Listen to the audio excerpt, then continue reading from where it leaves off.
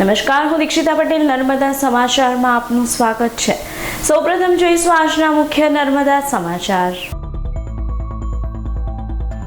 કેજરીવાલ અને ભગવંત માન રાજપીપળા જેલમાં 30 મિનિટ સુધી મળ્યા ચૈતર વસાવા અને તેમના પત્નીને। જનતા ભાજપને ઉખાડી ફેંકશે, કહ્યું કેજરીવાલે। શુવાલિયા ઝઘડિયા જેઆઈડીસીમાં ફરી એકવાર ગેંગ વોરની શક્યતાઓ સર્જાઈ રહી છે। ઔદ્યોગિક કામોના કાળા ધોળાની ઊંચી કમાણીના ખરા લાભાર્થીઓ કોણ છે?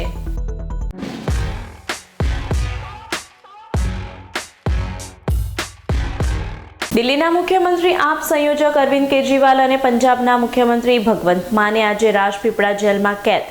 દેડિયાપાડાના આપના ધારાસભ્ય ચૈતર વસાવાની મુલાકાત બાદ જનતા ભાજપને ઉખેડી નાખશે તેવું નિવેદન આપ્યું હતું। રવિવારે નેત્રંગમાં રેલી અને સભા યોજી ભરૂચ બેઠક ઉપર આપના ચૈતર વસાવા ચૂંટણી લડશે તેવી જાહેરાત કેજરીવાલ તરફથી કરી દેવાઈ હતી। આજે વડોદરાની હેલિકોપ્ટર મારફતે રાજપીપળા જેલમાં કેદ ચૈતર વસાવા અને તેમના પત્ની શકુંતલાબેનની મુલાકાત લેવા કેજરીવાલ અને ભગવંત માન આવી પહોંચ્યા હતા। જેલમાં 30 મિનિટ સુધી આપ ધારાસભ્યને તેમની પત્નીની મુલાકાત લીધા બાદ કેજરીવાલે નિવેદન આપ્યું હતું કે ચૈતર વસાવાને ગુજરાતની આદિવાસી જનતાનો હોસલો બુલંદ છે। આ તાનાશાહી અને ખોટા કેસ કરી રાજકીય લાભ માટે જન નેતાઓને ફસાવી દેતી ભાજપ સરકારને જનતા ઉખેડી નાખશે। ચૈતર વસાવાને જો સરકાર બહાર આવવા નહીં દે તો તેમના તરફથી લડવાનો હુંકાર કરાયો હતો। अभी हम उनसे मिलके आ रहे हैं चैतर वसावा जी से। जेल के अंदर शकुंतला बहन से भी मिले हम लोग। दोनों ठीक हैं, स्वस्थ हैं, हौसले बुलंद हैं, लड़ेंगे, संघर्ष करेंगे और अंत पंत में बीजेपी को गुजरात से उखाड़ के फेंकना है।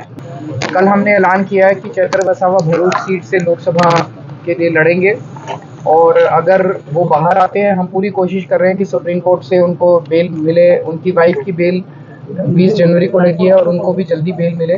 अगर नहीं भी आते तो पार्टी लड़ेगी उनके नाम पे। कल की जो रैली थी उसमें जो लोगों में गुस्सा आक्रोश नजर आ रहा था वो इस बात का संकेत है कि आदिवासी समाज अपना अपमान समझ रहा है इस बात को कि हमारी बहू बेटियों को भी आप अंदर कर रहे हो। जो कि कांग्रेस સાથે લોકસભા ચૂંટણીમાં ગઠબંધનને લઈ આપના બંને મુખ્યમંત્રીઓએ कोई फोड़ पाड़ियो न હતો। सर, आप गठबंधन के बारे में क्या कहेंगे? आपने सर गठबंधन के बारे में क्या कहेंगे? गठबंधन कांग्रेस का कहना है, कांग्रेस ने तो मना कर दिया है। गठबंधन तय करेगा कांग्रेस ने। આપના બંને મુખ્યમંત્રી સાથે આપ ગુજરાતના પ્રદેશ પ્રમુખ ઈસુદાન ગઢવી, વકીલ તરીકે ગોપાલ ઇટાલિયા, ધારાસભ્ય ચૈતર વસાવાનો પરિવાર પણ જેલ પહોંચ્યો હતો। તેઓના બીજા પત્ની વર્ષાબેને પ્રજાનો આભાર માન્યો હતો। હું પણ ગઈ હતી મળવા માટે, તો મને પૂછવામાં આવ્યું કાલનો પ્રોગ્રામ કઈ રીતનો રહ્યો, એટલે મેં સાહેબને કીધું કે પ્રોગ્રામ તો સારો રહ્યો અને લોકોનો પણ સારો સાથ સહકાર હતો। ખૂબ મોટી સંખ્યામાં ત્યાં લોકો હાજર હતા અને બધા તમારા સમર્થનમાં જ આવ્યા હતા, એટલે સૌનો સારો સાથ સહકાર હતો। ભરૂચ લોકસભા બેઠક માટે ચૈતર વસાવાની આપના ઉમેદવાર તરીકે જાહેરાત અંગે ભરૂચના 6 ટર્મથી ભાજપના સાંસદ મનસુખ વસાવાએ પ્રતિક્રિયા આપતા જણાવ્યું હતું કે હવે લોકસભાની ચૂંટણી જેમ જેમ નજીક આવી રહી છે તેમ દરેક પાર્ટીના લોકો પોતાના ફાયદા અને ઉમેદવારના નામની જાહેરાતોને લઈ ઉત્સાહી થઈ રહ્યા છે। આપ પાર્ટી ચૈતર વસાવાનું નામ જાહેર કરે કે કોંગ્રેસ પાર્ટી પોતાના ઉમેદવાર જાહેર કરે તેનાથી ભારતીય જનતા પાર્ટીને કોઈ ફરક નથી પડતો। મુખ્યમંત્રી બે આવતા હોય, દિલ્હીનો મુખ્યમંત્રી આવતો હોય, પંજાબનો મુખ્યમંત્રી આવતો હોય અને ગુજરાતના એમના નેતાઓ આવતા હોય અને તમે લોકો સ્વીકારો। હું કહું મને તો 15,000નો રિપોર્ટ છે, પણ માન લો કે 15ના બદલે 20,000, આમાં શું ફરક પડવાનો છે? 15-20,000 લોકો એકત્રિત પૂરી તાકાત લગાડી લોકસભા વિસ્તારના એકલા નહીં, ગુજરાતભરમાં અલગ સ્થાનોથી, છોટાઉદેપુરથી માંડીને આ બાજુ વાપી બાજુ, તાપી બાજુથી બધા લોકોથી એ લોકો લાયા હતા। એનાથી અમને કોઈ ફરક નથી। અમે વધારે સાવધાન બનીશું। હવે ભરૂચ લોકસભા બેઠક આપના બે મુખ્યમંત્રી ગુજરાતના મુખ્યમંત્રી સાથે વડાપ્રધાનની સીધી નજર હેઠળ આવી ગઈ છે। ભાજપ, કોંગ્રેસ, આપ અને બીટીપીને લઈ આગામી સમયમાં ભરૂચ બેઠકની ચૂંટણીને લઈ રાજકીય અનેક નવા જૂની તેમજ જાહેરાતો સાથે નિવેદન અને આક્ષેપબાજીઓનો દોર ચૂંટણી ગરમાવો વધુ તેજ બનાવશે। ભાજપ સરકાર પોલીસ પુનઃ ઊંઘતી ઝડપાશે તેવી સ્થિતિ વચ્ચે કોનું કોને રક્ષણ મળશે તેવા સવાલો ઊભા થઈ રહ્યા છે। ઉદ્યોગોમાં કોન્ટ્રાક્ટરની હોડ વચ્ચે ચાલતી ગેંગ વોરમાં ભાજપ સાંસદ મનસુખભાઈ પુનઃ માત્ર વહીવટી તંત્રનો દોષ કાઢી બેસી રહેશે। સામે લોકસભા ચૂંટણીનો કોણ ઉઠાવી રહ્યું છે ગેરફાયદો જેવા અનેક સવાલો ફરી ઝઘડા ફાયરિંગમાં ફરિયાદીને અપાયેલી ધમકીથી ઉદ્ભવ્યા છે। ગત જૂન 2023ના પહેલા અઠવાડિયામાં ઝઘડિયા JIDCમાં ખુલ્લેઆમ થયેલી ગુંડાગર્દી, તોડફોડ અને ફાયરિંગ સાથેની આંતરિક વ્યવસાયિક ઉદ્યોગોમાં કન્સ્ટ્રક્શનના ગેરકાનૂની વ્યવસાયની તીવ્ર સ્પર્ધાઓના કારણે બે જૂથો વચ્ચે ભારે હિંસક અથડામણ થઈ હતી, જેના રાજ્ય સરકાર અને કેન્દ્ર સરકાર સુધી અહેવાલો પહોંચ્યા હતા, જેમાં કેટલાક આંતરિક રાજકીય હિંસાતુસી આર્થિક લાભોની માહિતી બહાર આવી હતી. રાજ્ય સરકાર કે કેન્દ્ર સરકાર ઉદ્યોગોનું રક્ષણ કરવા કટિબદ્ધ હોય છે. ગૃહ મંત્રાલય DGIG કક્ષાએથી સીધો રસ લઈ ઉદ્યોગોને સાંભળી જરૂરી પગલાં પણ લેવાયા હતા, પણ સમય જતાં ઘીના ઠામમાં ઘી પડ્યું હતું. જોકે ઝઘડિયા વાલિયામાં અંદરખાને કટ્ટર આંતરિક ખેંચતાણ ચાલુ જ હતી. સામસામે બે જૂથોના એકબીજાને પછાડવાના પ્રયાસો ચાલુ જ રહ્યા છે. ત્યારે વાલિયા ગામની SBI બેંક સામે ઝઘડિયા ફાયરિંગના આરોપીઓએ ફરિયાદીની ઓફિસે ધસી જઈ આ વખતે બચી ગયા, હવે નહીં બચો કઈ જાનથી મારી નાખવાની ધમકી આપતા અરજીરૂપી ફરિયાદ અપાઈ છે. વાલિયા તાલુકાના ચમારિયા ગામમાં રહેતા રજની રાજુભાઈ વસાવા 5 જાન્યુઆરીએ સાંજે 5 થી 5:30ના સમયે પોતાની વાલિયા ગામની SBI બેંકની સામે આવેલા ઓફિસ ઉપર પોતાના ભાઈ અને અન્ય સ્ટાફ સાથે બેઠા હતા. તે દરમિયાન સફેદ કલરની ટોયોટો ગાડી નંબર GJ23AN 0088 લઈને આવેલા સતનામ ઉર્ફે ધમોનારુ વસાવા, અજય ઉર્ફે લાદેન મગો વસાવા, સતનામ વસાવાને વિક્કી વસાવા, કેયુર પંચાલ તેમજ પ્રિતેશ વસાવા, ગરીબ ઉર્ફે મુકેશ વસાવા આવ્યા હતા અને સાથે ઈસમોએ ઝઘડિયા ફાયરિંગના ફરિયાદી રજની વસાવાને જણાવ્યું હતું કે ગઈ વખત ફાયરિંગમાં તમે બચી ગયા છો, પણ આ વખતે તમે બચવાના નથી તેમ કહી અપશબ્દો ઉચ્ચારી જાનથી મારી નાખવાની ધમકી આપી હતી. સાથે ઈસમો માથાભારે હોય, કાયમ માટે જનૂની સ્વભાવ ધરાવતા હોય, તેઓ તમામ સામે કડક કાર્યવાહી કરવાની અંગે વાલિયા પોલીસ મથક ખાતે અરજીરૂપી ફરિયાદ નોંધાવી હતી.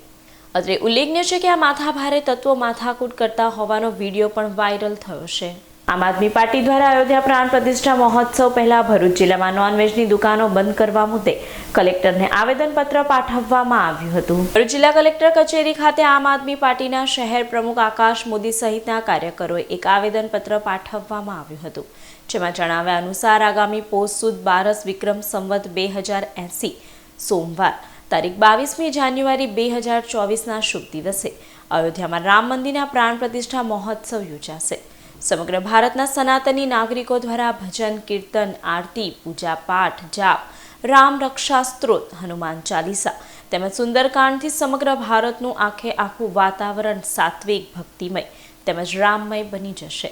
આ દિવસે તમામ હિન્દુઓ રામ ભગવાનની પૂજા અર્ચના મહાપર્વ દિવાળીની જેમ ઉજવણી કરવાના છે. ત્યારે ભરૂચ શહેર જિલ્લાની તમામ માંસ, મટન, મચ્છીની દુકાનો તેમજ કતલખાનાઓ બંધ કરવામાં આવે તેવી માંગ કરવામાં આવી છે. 22મી જાન્યુઆરી 2024ના શુભ દિવસે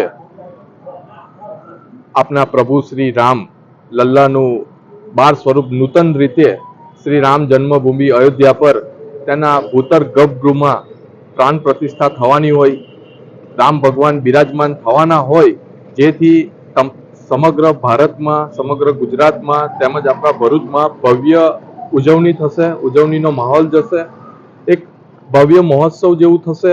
એમાં એ સંદર્ભમાં લોકો ભક્તિ, ભજન, પૂજા, અર્ચના, કીર્તન, મંત્ર જાપ, હનુમાન ચાલીસા, સુંદરકાંડ તેવા અનેક ભક્તિમય જેવા પાઠ કરશે, જેથી આખું સમગ્ર વાતાવરણ રામમય બનશે, ભક્તિમય બનશે, એક સાત્વિક, એનર્જેટિક લોકોને ફીલ જેવું થશે, જેના કારણે એ શુભ દિવસે પવિત્ર દિવસ માનવામાં આવશે.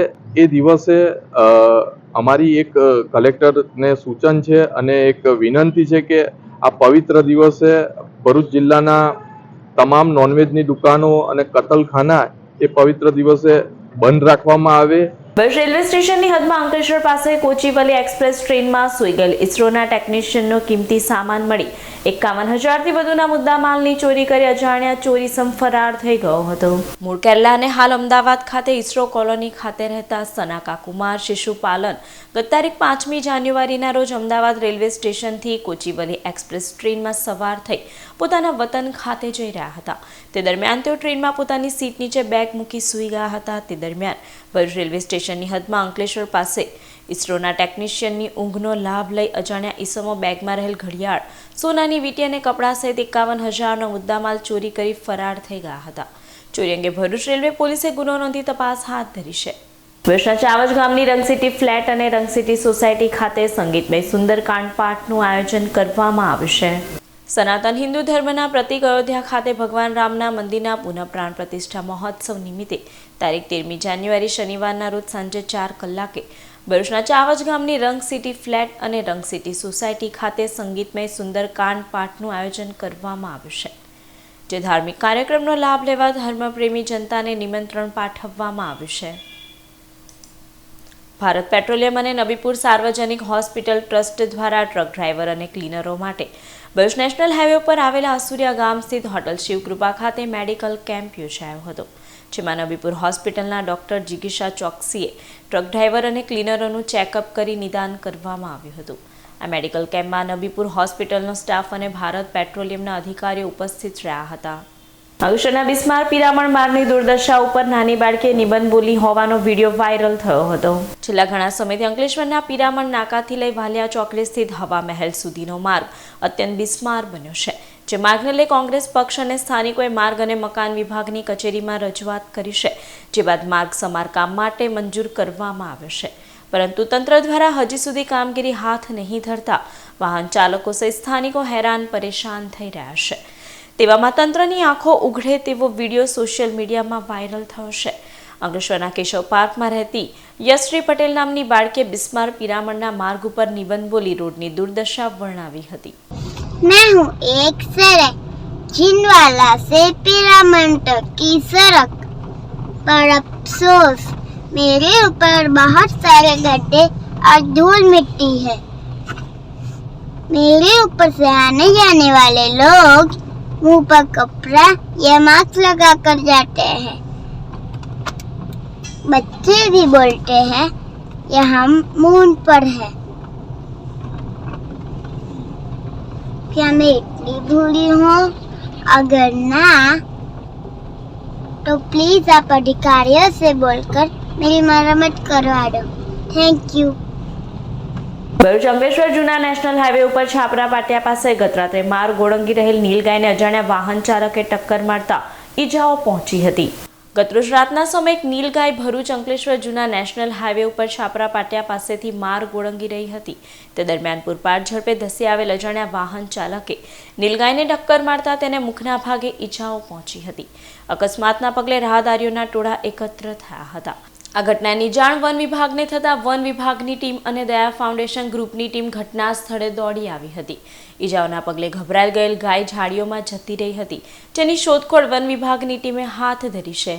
અંકલેશ્વરમાં વસતા રાજસ્થાન સમાજ દ્વારા નારી શક્તિને પ્રોત્સાહિત કરવા ક્રિકેટ ટુર્નામેન્ટનું આયોજન કરાયું. અંકલેશ્વરમાં વસતા રાજસ્થાની સમાજ દ્વારા દર વર્ષે ક્રિકેટ ટુર્નામેન્ટનું આયોજન કરવામાં આવે છે, જેના ભાગરૂપે ગતરોજ નારી શક્તિને પ્રોત્સાહિત કરવા માટે અંકલેશ્વર સિલ્વર પ્લાઝા નજીક આવેલા પ્લોટ ખાતે અખિલ રાજસ્થાન સેવા મંડળ રવિરાજ ક્રિકેટ સ્પોર્ટ્સ ક્લબ દ્વારા RPL સિઝન 7 ક્રિકેટ ટુર્નામેન્ટનું આયોજન કરવામાં આવ્યું હતું, જેમાં 8 ટીમોએ ભાગ લીધો હતો.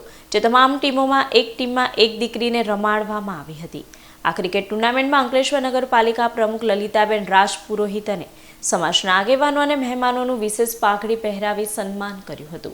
આ કાર્યક્રમમાં સમાજના સભ્યોને આમંત્રિતો ઉપસ્થિત રહ્યા હતા. RPL की सीजन का 7वां सीरीज का कार्यक्रम चल रहा है. इससे पहले 6 कार्यक्रम हम आयोजित कर चुके हैं. राजस्थान सेवा मंडल के प्लॉट पर ये कार्यक्रम का आयोजन हो रहा है. बॉक्स क्रिकेट का टूर्नामेंट चल रहा है ये RPL का, और इसमें 8 टीमें भाग ले रही है. 6 ओवर का ये एक मैच रहता है. इस प्रकार से अलग अलग 8 टीमें हैं, और उसमें कंपलसरी हमने एक लेडीज एक गर्ल्स को खेलने के लिए रखा हुआ है. ये हम बेटियों को महिलाओं को आगे लाने का एक प्रयास है हमारा ये, और इस तरह से हमारा ये रेगुलर हम हर वर्ष इस आयोजन करते हैं. 7वां आयोजन है हमारा, और खूब खुशनुमा वातावरण है. हमने यहाँ समाज के अंकलेश्वर में निवासी सभी अग्रणी जनों को भी इसमें आमंत्रित किया है. इस तरह से ये टूर्नामेंट अभी हमारा चल रहा है. मीडिया के आप सभी बंधु पधारे, आप सबका भी खूब खूब स्वागत, हार्दिक अभिनंदन. અંકલેશ્વરમાં વાહનોમાં આગ લાગવાની 2 ઘટનાઓમાં કોઈને જાનહાનિ નહીં થતા સૌ કોઈએ રાહતનો શ્વાસ લીધો હતો. અંકલેશ્વર વાલિયા માર્ગ ઉપર આવેલા CNG પંપ પાસે રિક્ષામાં અચાનક આગ ફાટી નીકળતા દોડધામ મચી જવા પામી હતી.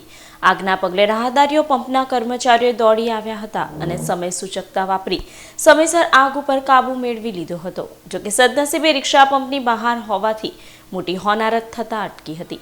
રિક્ષામાં પાછળના ભાગે આગ લાગી હોવાથી રિક્ષા ચાલકને નુકસાન થયું હતું, જ્યારે ઘટનામાં કોઈને પણ જાનહાનિ નહીં થતાં સૌ કોઈએ રાહતનો શ્વાસ લીધો હતો. તો આવી જ રીતે ગતરોજ સાંજના સમયે અમદાવાદથી પુઠ્ઠા ભરી એક ટ્રક ચાલક નાસિક ખાતે જઈ રહ્યો હતો, જેણે ભરૂચ અંકલેશ્વર નેશનલ હાઈવે ઉપર મોટાલી પાટિયાની સામે આવેલા એપેક્સ હોટલના કમ્પાઉન્ડમાં ટ્રક પાર્ક કરી હતી. તે વેળા અચાનક આગ ફાટી નીકળી હતી. આગના પગલે ધુમાડા નીકળતા ટ્રક ચાલક સહિત સ્થાનિક વાહન ચાલકો દોડી આવ્યા હતા અને ફાયર વિભાગમાં જાણ કરતા અંકલેશ્વર ડીપીએમસી અને નગરપાલિકાના ફાયર ટેન્ડરો તાત્કાલિક ઘટના સ્થળે દોડી આવ્યા હતા અને પાણીનો મારો ચલાવી આગ ઉપર કાબુ મેળવ્યો હતો. આગની ઘટનામાં કોઈને પણ જાનહાનિ નહીં થતાં સૌ કોઈએ રાહતનો શ્વાસ લીધો હતો. જોકે લાખોના પુઠ્ઠાના બોક્સ બળીને ખાખ થઈ ગયા હતા. અંકલેશ્વર ગોકુળ પાર્ટી પ્લોટ ખાતે ભરૂચ જિલ્લામાં વસેલા સૌરાષ્ટ્ર આહિર સમાજનો 14મો સ્નેહ મિલન કાર્યક્રમ યોજાયો. સૌરાષ્ટ્ર આહિર સમાજના 14મા સ્નેહ મિલન કાર્યક્રમમાં અંકલેશ્વર ખાતે વ્યસન મુક્તિ, શિક્ષણનું પ્રમાણ અને ધંધા રોજગાર વધારવા ઉપર માર્ગદર્શન અપાયું હતું. સમાજમાં વિવિધ ક્ષેત્રે અનોખી સિદ્ધિ હાંસલ કરનાર યુવાનો અને તેજસ્વી તારલાઓનું સન્માન કરાયું હતું, જેમાં ગાંધીનગર સચિવાલયના આનંદ જીજોડિયા, વલસાડ એડિશનલ કલેક્ટર અશોક કલસરિયા, સનાતન ધર્મના ગાદીપતિ સોમદાસ બાપુ, મગન આહિર, પ્રમુખ સાજન આહિર, સુરેશ આહિર, નાગજી પીઠિયા, નારણવાડા તેમજ મુરલીધર યુવક મંડળના તમામ યુવાનો વચ્ચે વિશેષ યોગદાન આપનાર વ્યક્તિઓને સન્માનિત કરાયા હતા.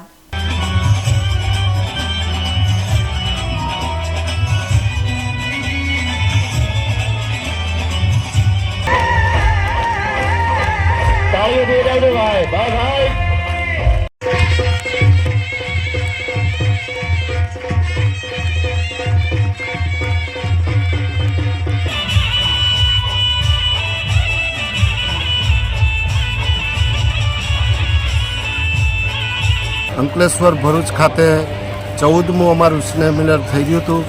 એની અંદર વિદ્યાર્થીઓ સારા ટકા લઈ આવ્યા એનું સન્માન. પછી અહીંયા ભરૂચ જિલ્લામાં આહિર સમાજના જે વર્ગમાં નોકરી કરતા હોય, પોલીસ ખાતામાં હોય, મહેસૂલ ખાતામાં હોય, જે કંઈ ડૉક્ટરો હોય, એનું બધાનું અમે સન્માન રાખ્યું હતું સમાજ વતી. અને એના સિવાય સમાજ એક કાયમી માટે એક જળવાઈ રહે, સમાજ એક થઈને રહીએ એના માટે આ કાર્યક્રમ હતો. અને બીજું કે આ દરેક જે યુવાનો સારા ટકા લઈ આવે, આપણું યુવાધન હારે માર્ગે ચડે, એને અમે પ્રોત્સાહન આપી અને ઇનામ આપી એટલા માટે કે એ આગળ વધે. આજે કલિયુગની અંદર એકતા અને ભણતર બે જ મહત્વનું છે. અંકલેશ્વર ભરૂચના સાયકલિસ્ટ નિલેશ ચૌહાણે ગોવા ખાતે youth hostel association of India અને સ્પોર્ટ્સ ઓથોરિટી ઓફ ગોવા દ્વારા યોજાયેલ નેશનલ બાઇસિકલ એક્સપિડિશનમાં ભાગ લીધો હતો.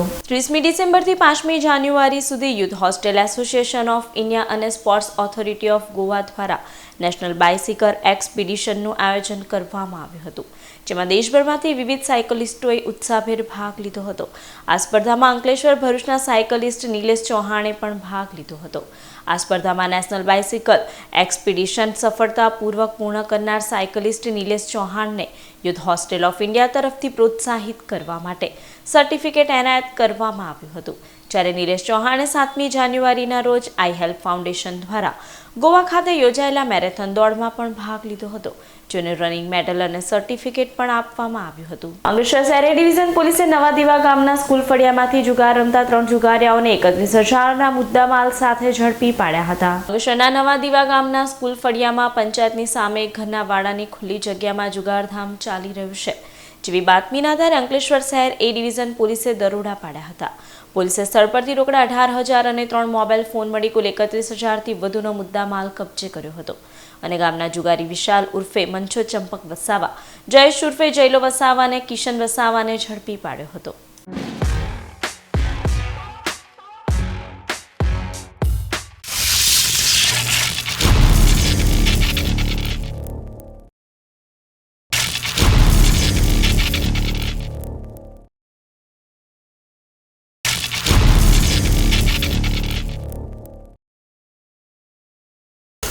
નમસ્કાર દર્શક મિત્રો, ચેનલ નર્મદાના વી બ્લોગ સિરીઝમાં આ 3જા એપિસોડમાં આપનું સ્વાગત છે. હું છું જીગર, મારી સાથે છે નરેશભાઈ ઠક્કર.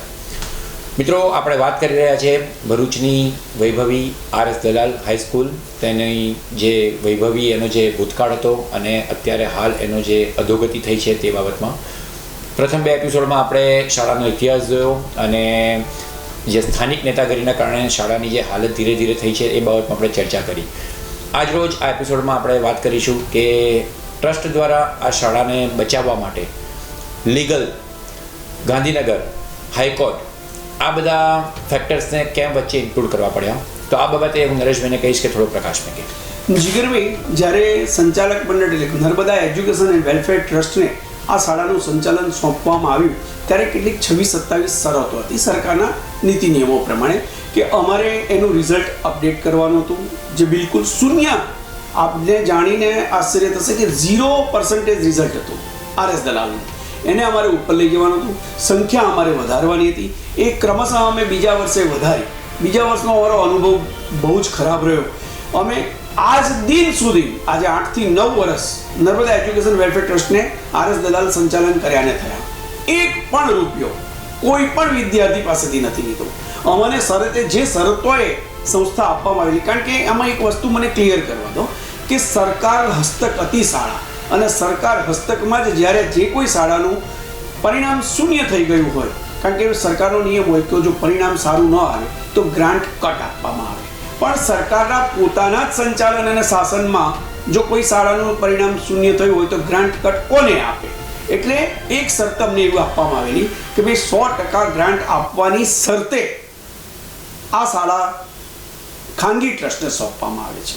બીજી 26-27 શરતોમાં 3 આ અગત્યની શરત હતી કે ભાઈ પરિણામ સુધારવું, સંખ્યા વધારવી. હવે સંખ્યા અને પરિણામના મુદ્દે બીજા વર્ષમાં અમને સારો પ્રતિભાવ મળ્યો, પણ ત્રીજા વર્ષે બધા વિદ્યાર્થીઓ પાછા 210માંથી અમે 80 થી 100 વિદ્યાર્થી પર આવી ગયા. અમે બધા જેટલાને સ્કૂલ છોડવી હતી તે એમની પાસે પોતાના ફોર્મ ભરાવ્યા હતા. બધું જ ઉપલબ્ધ છે અમારી પાસે પેપર્સ. એ પેપર્સ અમે એટલે જ મેન્ટેન કર્યા હતા કારણ કે શિક્ષણ વિભાગ અમને કોઈ પણ રીતે, કોઈ પણ કારણોસર, એમાં કદાચ રાજકારણ બી હોઈ શકે, કાં વહીવટી તંત્રની બી અનિચ્છાઓ અથવા તો એ હોઈ શકે પ્રતિકૂળ પરિસ્થિતિઓ, પણ એ નહીં આપવાને કારણે અમે કીધું કે ભાઈ અમને શાળાનું હવે 2 વર્ષ સંચાલન કર્યા પછી એ અમારા માટે બી એ બહુ ક્લિયર થઈ ગયું છે કે વિદ્યાર્થીઓ ટકતા નથી, છોડી જાય છે. 210 વિદ્યાર્થીઓમાં અમે દફતર આપ્યા, અમે ચપ્પલ આપ્યા, બૂટ આપ્યા. અમે પણ નરેશભાઈ, હું તમને અહીંયા રોકીશ. તમે જે વાત કરી કે જે ડ્રોપ આઉટ રેશિયો વધતો ગયો તો તેની પાછળનું અહીંયા ફરીથી એક વખત કારણ એ જ હતું ને કે જે લોકેશન, જ્યોગ્રાફિકલ લોકેશન અને એ મેટર કરે છે. આપણી લડત પણ એ જ હતી કે આપણે એટલે સ્કૂલને અહીંયા શિફ્ટ કરી. જીગરભાઈ, એના પુરાવાઓ કાગળ પર બોલે છે. જે વિદ્યાર્થીઓએ શાળા છોડી, એક તો તમે નહીં માનો, અનબિલીવેબલ, અમને બી આશ્ચર્ય લાગેલું કે બહેનોએ પણ RS દલાલમાં આવવા માટેનો પ્રયાસ કર્યો. એમણે પણ એડમિશન લીધા, પણ તરત જ એ લોકો છોડી દીધા હતા. એના 2-3 કારણ હતા. એક તો ઇન્ટિરિયર પ્લેસ હતું, આવવા જવાની વ્યવસ્થા નહીં બિલકુલ. એને કારણે આપણે શિક્ષકોની સંખ્યાને એ બી અમે જેમ માંગ્યું તો થોડું ઘણું મળ્યું બી ખરું. અમે બી અમારી રીતે સ્ટાફનો નિમણૂક કરી અને અમારા 3-4 સ્ટાફ થકી પણ એને ચલાવવાની કોશિશ કરી. બહારથી પણ શિક્ષકો લાવવામાં આવ્યા, પણ વિદ્યાર્થીઓએ છોડવા માંડી સ્કૂલ. એમને એમની મિત્રતાનો બી પ્રશ્ન હોય, એમને બીજા, કારણ કે RS દલાલને આટલા વર્ષની અંદર જે એની નામના હતી એ નષ્ટ થવા માંડી હતી. RS દલાલ, એના શિક્ષકો, એવું કોઈ એમનું નામઠામ બહાર રહ્યું નહોતું. અમે અમારાથી જેટલું ટ્રાય કર્યું, પણ જ્યારે વિદ્યાર્થીઓ સ્કૂલ છોડવા માંડ્યા અને પુનઃ સંખ્યા 80-70ની પાસે આવી ગઈ ત્યારે અમારી પાસે કોઈ વિકલ્પ ના રહ્યો. અમે શિક્ષણ વિભાગને અસંખ્ય, મારી પાસે ઢગલેબંધ રજૂઆતો મેં લેટર ઓન પેપર કરી છે.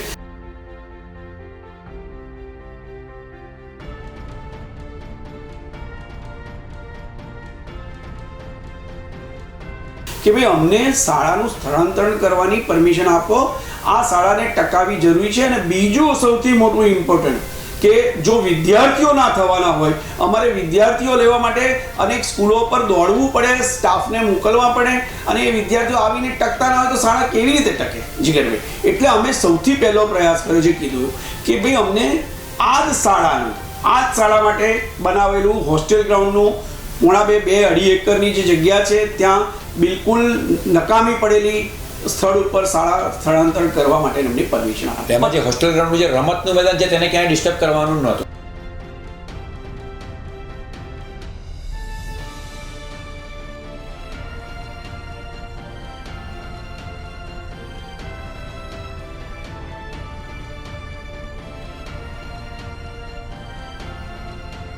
હું 100 વાર સ્પષ્ટતા કરી ચૂક્યો છું, પણ એ મુદ્દો પણ આપણે એકવાર કરીશું. જીગરભાઈ, તમને જાણીને આશ્ચર્ય લાગશે, ભરૂચની પ્રજાને નહીં ખબર હોય, આ જ નેતાઓ, આ જ મારા મિત્રો, આ જ જેમણે મને સપોર્ટ બી કર્યો છે, એવું નથી કહેતો કે એમણે વિરોધ કર્યો છે, પણ કેટલીક વાર એવું બન્યું છે જીગરભાઈ કે પેપર ઉપર સપોર્ટ કરવામાં આવ્યો પણ મોરલી અને ઓરલી જ્યારે સપોર્ટ કરવાનો આવે ત્યારે સપોર્ટ નથી થયો. અને હું તમને ઉદાહરણ સહિત દાખલાઓ આપીશ અને કહીશ કે આ કારણસર આજે પણ RS દલાલ શિફ્ટિંગ નથી થઈ શક્યું.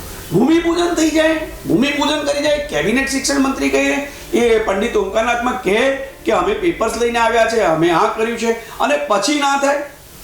હવે મારે પણ આજે હું હાઈકોર્ટમાં ફરી જવાનું છું. એકવાર હાઈકોર્ટમાં ગયો 2018માં, અને એ શિક્ષણ વિભાગની આળસ અને નિષ્ક્રિયતાની સામે અમે જીત્યા. એ જીતાડવા માટે પણ આ જ RS દલાલનો એક ભૂતપૂર્વ વિદ્યાર્થી અને મારો મિત્ર પત્રકાર એવા કશ્યપ જોશીએ ફાઇટ આપી.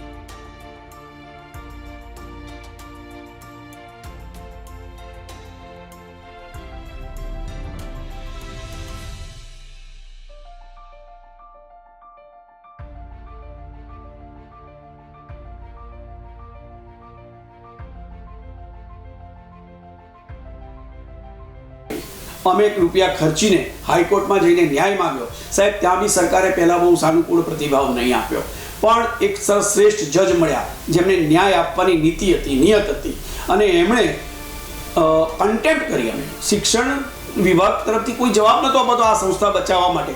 સરકારની જવાબદારી કોઈક ખાનગી ટ્રસ્ટમાં ખભા પર લેતી હોય અને છતાં પણ જો શિક્ષણ વિભાગ એને બચાવવા માટે હાથ ના લંબાવતું હોય તો એવી પરિસ્થિતિમાં છેલ્લે કશ્યપભાઈ જોશી પાસે અમે કન્ટેમ્પ્ટની અરજી કરાવી. તત્કાલીન જિલ્લા શિક્ષણાધિકારી જે હતા મહેતા સાહેબ, એમની કન્ટેમ્પ્ટની નોટિસ બીજી વાર મળી પછી બધા દોડતા થયા, અને એ કન્ટેમ્પ્ટ નોટિસની અંદર એફિડેવિટ ઉપર નામદાર હાઈકોર્ટની અંદર અમે જે 5 માંગણીઓ કરેલી, 5 માંગણીઓ બી જેટલી મને યાદ છે તે હું આપને કહી દઉં. અમે કીધેલું કે ભાઈ અમને ફીડિંગ માટે એક યુનિટ આપો, એટલે કે બાળ મંદિરથી માંડીને KG થી માંડીને અમને 8 ધોરણ સુધી આપો. 8 થી 10નું જે હતું તે હતું એ શરૂ કરીશું, અને અહીંયા નવી બિલ્ડિંગ બંધાવો. અમે નવી બિલ્ડિંગ માટેની માંગણીમાં પણ એવું કીધું કે જો સરકાર પોતે અમને ત્યાં આગળ મકાન બાંધીને આપવા ન માંગતી હોય તો અમે ટ્રસ્ટ દ્વારા બિલ્ડિંગ બનાવીશું, અદ્યતન બિલ્ડિંગ બનાવીશું. પણ એને માટેની બી શરત હોય કે ભાઈ ટ્રસ્ટ જો કરોડ, 2 કરોડ, 3 કરોડ અને વૈભવી બિલ્ડિંગ બનાવીને આપવાની હોય તો એનું સંચાલન માટેનો સરકારના જ નિયમ પ્રમાણે લીઝ આપવી પડે. અમે એના બંને ઓપ્શન આપ્યા કે સરકાર પોતે અહીંયા બનાવીને આપે. અરે એનથી બી વિશેષ આ હોસ્ટેલ ગ્રાઉન્ડની બિલ્ડિંગ જ્યાં DO કચેરી ઘૂસી ગઈ છે, અમારો શબ્દ સ્પષ્ટ છે, એની માલિકી નથી. આ હોસ્ટેલ ગ્રાઉન્ડની જગ્યા જે તે સમયે અંગ્રેજોએ ફાળવેલી, અલગથી આપણે એપિસોડમાં પુરાવા સાથે મારી પાસે ઓછામાં ઓછા 3 થી 4 હજાર પેપર્સ છે કે જેની અંદર આ બધા પુરાવા છે કે આ હોસ્ટેલ ગ્રાઉન્ડનું હતું. પણ એ મેં કીધું એમ કે એ નહીં થતા કન્ટેમ્પ્ટ થઈ. કન્ટેમ્પ્ટની અંદર સાહેબ બધું મંજૂર થઈ ગયું. અને આમ જીગરભાઈ એમને એમ કેબિનેટ શિક્ષણ મંત્રી ભરૂચ નહોતા આવ્યા, એમને એમણે ઉદ્ઘાટન નહોતું કર્યું, દયાદાન દક્ષિણીમાં કશું જ નહોતું કર્યું. હા, સહયોગ જરૂર હતો. કેટલાક નેતાઓએ આપણા અંગત મિત્રો હતા કે હજુ બી રાજકારણમાં છે, એમણે મને સપોર્ટ કર્યો. ગયા મેં કીધું પણ ખેલ શું થતો હતો કે રિટર્ન અલગ, ઓરલ અલગ, મોરલ અલગ. આ રીતે ભૂમિપૂજન થતા સુધીમાં જે કન્ટેમ્પ્ટ ઓફ કોર્ટની અંદર એફિડેવિટ ઉપર મુકાયા પછી વિચાર તો કરો કે આજે એને 8.5 વર્ષ થયા અને છતાં RS દલાલની બિલ્ડિંગ, RS દલાલની ભૂમિ ઉપર શિફ્ટિંગ નથી થતું. અને શિફ્ટિંગ કેમ નથી થતું? મહેસૂલ મંત્રાલયનો આદેશ પણ જિલ્લા કલેક્ટર સાહેબ દબાવીને બેઠા છે વારંવાર. અમે પણ એ આખો એક એપિસોડ અલગથી કરશું. પણ અત્યારે જે કહું છું કે હું હાઈકોર્ટમાં ગયો, હાઈકોર્ટની અંદર એફિડેવિટમાં એમણે વચન આપ્યું, એમાં કન્ટેમ્પ્ટ થાય. પણ હવે એવું હતું કે એ જે રીટ પેટિશન અમે દાખલ કરેલી એની જે અમારી માંગણી હતી તે નામદાર ગુજરાત હાઈકોર્ટે એ માંગણીઓ રીટની અનુસંધાનમાં પૂરી થતાં અમને કહ્યું કે હવે તમારી માંગણીઓ અહીંયા પૂરી થઈ ગઈ છે અને તમને જ્યારે શિક્ષણ આપે છે. અને એટલે જીગરભાઈ આટલો સારો ભવ્ય પ્રોગ્રામ થયો, ભૂમિપૂજન થયું, ડ્રોઈંગ તમને બતાવશે જીગરભાઈ કેવી સરસ અદ્યતન શાળા બાંધવા માટેના એ થઈ ગયા. પછી એના પછીની જે પ્રોસેસ કરવામાં આવી, પછી કોઈક અધિકારી અને કોઈક રાજકારણી એવા આડા આવ્યા જેમને ના પસંદ કર્યું. ભરૂચમાં એક વસ્તુ એવી બની છે કે નરેશભાઈ વ્યક્તિગત કશું માલિકી હક માંગતા નથી, કરતા નથી અને આજીવન ભરૂચમાં રહેવાના નથી, જીવવાના નથી. પણ કેટલાક ચોક્કસ કારણોમાં કોઈને ક્રેડિટ નહીં મળવા દેવી એવી નિયત અને નીતિની અંદર આજની તારીખે પણ જીગરભાઈ આ આરએસ દલાલ હાઈસ્કૂલ મૃતપાય અવસ્થામાં જઈ રહી છે. અને અમે હજુ ફરી તમને કહી દઉં, અમે ફરી નામદાર હાઈકોર્ટમાં, કારણ કે જ્યારે અમે પહેલી રીટ માટેની એ ખેંચી લીધી એટલે મંજૂર મળી ગઈ, ત્યારે નામદાર હાઈકોર્ટના જજ સાહેબે એવું કીધું કે ભાઈ તમારી આ મુદ્દાની લડત પૂરી થઈ ગઈ છે, તમને એફિડેવિટ ઉપર કહી દેવામાં આવ્યું છે અને હવે સ્કૂલ તમારી થશે. ત્યાર પછી ભૂમિપૂજન પણ થયું. એટલે તે સાડે અમારું એક હક અબાધિત રાખીને નામદાર હાઈકોર્ટે કીધું કે તમને ફરી કોઈ સમસ્યા આવે, ફરી કોઈ તકલીફ આવે તો તમે અલગથી જે મુદ્દા પર હોય એ રીટ પિટિશન અમારી પાસે દાખલ કરીને આવી શકો છો. હવે અમારે ફરી એકવાર ના છૂટકે 2000 આ જે વાત છે 2020ની આ 2023 પૂરું થયું, 2024ની જાન્યુઆરીમાં અમારે ફરી એકવાર નામદાર હાઈકોર્ટ પાસે અમે માત્ર ન્યાય ઈચ્છીએ છીએ. અમે દરેકે દરેક પત્રમાં માનનીય મુખ્યમંત્રીને કીધું છે, અહીંના નેતાઓને કીધું છે કે તમને નરેશ ઠક્કર સામે જો વાંધો હોય, એ કંઈક લઈ જશે, કંઈક ખાઈ જશે, કોઈ માલિક બની જશે એવું હોય તો બીજી હું છોડી દઉં, પણ એટલીસ્ટ અમે જે શાળામાં ભણી ભરૂચને જે વૈભવ મળતો હતો એ વૈભવ પૂરા મળે, કારણ કે એ સરકારી શાળા છે, બીજી બધી ખાનગી શાળાઓ છે. હવે ગ્રાન્ટેડ શાળાઓ બહુ ઓછી રહી છે. સરકારને શિક્ષણમાંથી હાથ પાછો ખેંચી લીધો છે જે હોય તે, પણ એટલીસ્ટ શહેરની મધ્યમાં શાળા આપી એ મરી જાય છે, એને કેન્સલ કરીને નામ ઠામ મટી જાય ત્યાં સુધી કરવા પાછળનું કારણ શું હોય છે? મારે તો મારી જનતાને બી પૂછવું છે પ્રશ્નમાં, તમે પણ મને કોમેન્ટ આપો કે આ લોકો આવું નથી કરતા, નથી કરવા દેતા, નથી કરી શકતા, તો એના પાછળનું કારણ શું છે? નામદાર હાઈકોર્ટમાં એક નાનકડો શિક્ષણ સેવા સમાજ સેવાના માટે જો મારે હાઈકોર્ટમાં દોડવાનું હોય 5-7 લાખ રૂપિયાથી નીચે તો કોઈ ખર્ચો થતો નથી. ફરી થતો હોય તો અમે કરવા તૈયાર છે. ખાલી એક જ હેતુ છે કે મને અને મારા ભરૂચને ન્યાય આપો. તમને નરેશ ઠક્કર ચેનલ નર્મદાનો માણસ હા છે, ઘણી બધી છે, આપણે જીગરભાઈ મુદ્દે વાત કરશું કે લોકોને ક્યાં ક્યાં કેવી રીતે તકલીફ થાય. આપણે સાચું બોલીએ તો કોને ગમે છે આ જગતમાં? સત્તાની વિરુદ્ધમાં બોલો તો કોને ગમે છે અત્યારે? પણ એનો મતલબ એવો થોડો છે કે શહેર કેટલાક વિકાસ, કેટલીક વસ્તુઓથી વંચિત રહે. આવા તો બધા બહુ મુદ્દાઓ છે, એક પછી એક આપણે એને લેતા જઈશું. પણ મેં કીધું ને કે હા, મારું મોરલ તૂટે, કોઈ કારણોસર કદાચ હું તમને એટલું સાતત્યપૂર્ણ સહયોગ ન કરી શકતો, પણ તમારે પણ પ્રજાએ પણ જાગવું પડશે, પ્રશ્નો પૂછવા પડશે, બહાર નીકળવું પડશે અને ન્યાય માટે લડવું પડશે. ન્યાય માટે નરેશ ઠક્કર એકલો ન લડી શકે. આજે તમે જુઓ ને કેટલા બધા મુદ્દા પછી આપણે ચેનલ નર્મદા રજૂઆત કરતી છે. મેં કીધું ને જ્યાં સુધી ચેનલ નર્મદા છે, જ્યાં સુધી નરેશ ઠક્કર છે, મારી ટીમ છે, ત્યાં સુધી અમે ન્યાય માટે લડતા રહીશું. અને આરએસ દલાલ માટે તો હજુ એક છેલ્લો અંતિમ પ્રયત્ન હાઈકોર્ટમાં અમે કરીશું. વહીવટી તંત્રને, રાજનેતાઓને સહયોગ ન કરવો હોય, ચેલેન્જ આપવી હોય, ચેલેન્જ ઉઠાવવી હોય તો વાંધો નહીં, પણ એટલીસ્ટ મારા ભરૂચ શહેરના હિતમાં અમે જ્યાં ભણીને અમે જ્યાં વૈભવ પ્રાપ્ત કર્યો છે, તન મન અને ધનથી નામ ઠામ દામ મળ્યું છે, તો એ શહેરની આટલી સેવા કરવાનો ચાન્સ આપો તો ઘણું બધું છે. 2020માં જે વખતે ભૂમિપૂજન થયું એ વખતે કાર્યક્રમ વખતે ભારતીય જનતા પાર્ટીના ભરૂચમાં 5 પૈકી 3 ધારાસભ્યો હતા. ત્યારે એક ધારાસભ્ય જે માજી મંત્રી પણ હતા, ત્યારે કાર્યક્રમમાં તેમને પબ્લિકની સામે લાઈવ પ્રસારણમાં એવી ખાંડ પણ ખાધી હતી કે શિક્ષણ મંત્રીને હું ભરૂચમાં લાવ્યો છું અને શિક્ષણ મંત્રી ભૂમિપૂજન કરવા આવવાના છે, તો જે વસ્તુનું ભૂમિપૂજન થઈ રહ્યું છે તો તેનો ઓર્ડર લઈને કેમ ના આવીએ? એટલે એ લોકો ઓર્ડર લઈને પણ આવ્યા હતા, ત્યાં સુધી એમને જાહેરમાં વાત કરી, છતાં પણ આ વસ્તુ આજે ધ્યાન છે, જે કેટલી શરમજનક વાત કહેવાય. કરુણ આ જ છે. રાજકારણ અને રાજકારણીઓ એ ગભરાતા નથી. એનું રીઝન અત્યારે તમે જાણો છો. જે કોઈ નેતૃત્વમાં હરોળમાં આવે છે એ તમે, હું કે પ્રજા સમજે છે ને જાણે છે કે એમના વ્યક્તિગત કેલિવરથી નથી આવતા. એક પક્ષ, મારે કહેવું છે ને, આજે બી કહું છું કે અમે પક્ષને બદનામ નથી કરતા, પણ પક્ષના નામે જે ખોટું કરે છે, સારું નથી કરતા, પ્રજાનું ધ્યાન નથી રાખતા, એના અમે પ્રખર ટીકાકાર હતા, છીએ અને રહીશું. પછી અમારા અંગત મિત્રો કેમ ના હોય? મિત્ર જો મિત્રતા ભૂલી જતો હોય, એના કરતાં બી પહેલાં એનો જે ધર્મ છે, જનસેવા એ ધર્મ છે, દેતાગીરી મળ્યા પછી માત્ર વ્યાપાર અને વ્યવસાય કરવો એવું જરૂરી થોડું છે, પણ જે સભામાં જે ભૂમિપૂજનમાં તમે હતા એમાંથી હું એક નેતાને નામ જો પૂછીશ કે ત્યાર પછી તમે અમને કેટલો સહયોગ કર્યો, જેમણે કર્યો છે એમને હું બિરદાવવાનો પણ છું. ભૂમિપૂજન થયા પછી બી જ્યારે મુદ્દો એક આડો મુદ્દો ઊભો કરવામાં આવ્યો, અને તે પણ સાહેબ હું સ્પષ્ટ સાથે નામ જોગ કહીશ કે કયા વહીવટી અધિકારીઓએ, શિક્ષણ હોય કે એડમિનિસ્ટ્રેશન વાળા હતા, કોણે કેવા ખેલ કર્યા, કેવા કારણો આપ્યા કે જેથી કરીને આજની તારીખે પણ એ RS દલાલ ટાવર રોડ ઉપર સુમસામ હાલતમાં, કચરા જેવી હાલતમાં થઈ ગઈ છે. એનો કોઈ ઉપયોગ, કરોડોની બિલ્ડિંગ છે સાહેબ, એ વૈભવ છે, ફુરજો જેટલો બ્યુટીફુલ હતો, બાવાજી મૂકીને ગયા. એ નામ RS દલાલ, રુસ્તમજી સુરાબજી દલાલે 170 વર્ષ આઝાદી પહેલા જે સંસ્થા આપી, જે શિક્ષણની સેવા કરી, એ આજના આપણા વહાલા મારા બધા બહુ અંગત મિત્રો છે, એક બી મારો શત્રુ હું નથી માનતો.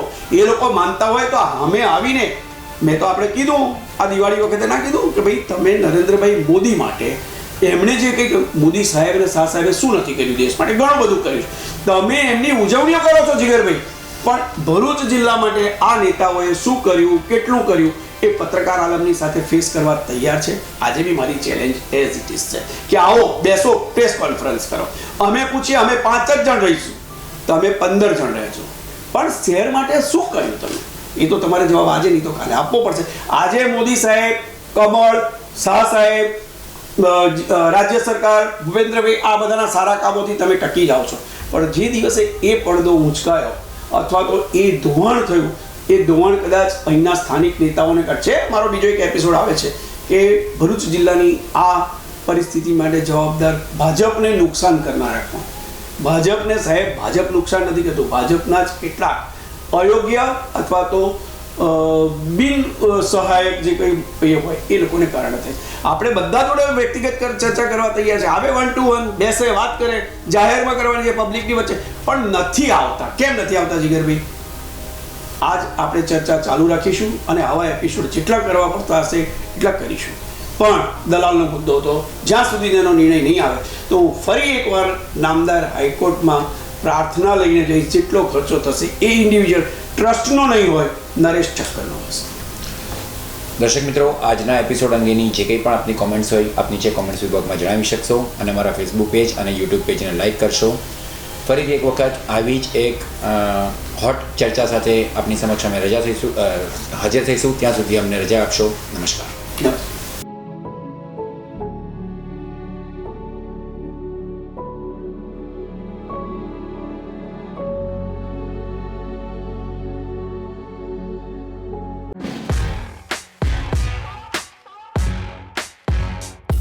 અગત્યના દસ્તાવેજો સાથેની થેલી ખોવાઈ છે.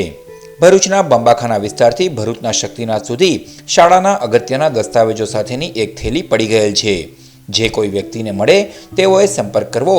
Harendrasinh Sindha, mobile number 9427115252. થેલી પરત આપનાર સજ્જનને યોગ્ય બદલો આપવામાં આવશે.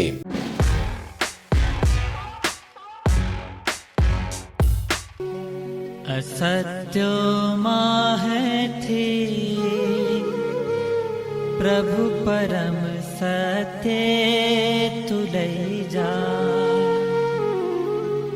ऊंडा अंधार थे प्रभु परम तेजे तु लई जा महामृत्यु माथे अमृत समीपे नाथ लई जा તું હીણો હું છું તો તુજ દર્શના દાન દઈ જા પ્રભુ અંતર્યામી જીવન જીવના દીન શરણા.